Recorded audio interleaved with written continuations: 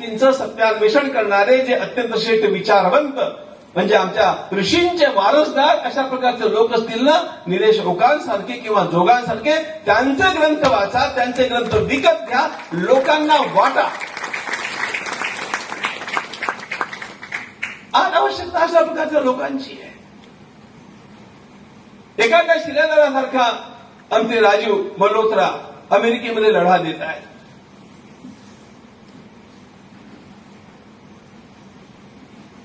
सगळीकडनं या पापी लोकांनी चक्रव्यूह निर्माण केलंय.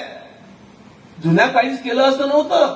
आता सुद्धा सगळ्या मोठमोठ्या विश्वविद्यालयांच्या मधनं जे काही विदेशामध्ये शिकवलं जात आहे, सांगितलं जात आहे, ते भारताबद्दल अनादर कसा निर्माण होईल हेच सांगितलं जात आहे. आणि म्हणून आपणाला सत्यान्वेषी लोक कोण आहे यांचा शोध घेण्याची आज आवश्यकता आहे. माझं डोकं झणझणून गेलं ज्या दिवशी मी ब्रेकिंग इंडिया वाचलं राजीव मल्होत्रांचं. मी तेव्हा कॅनडामध्ये होतो.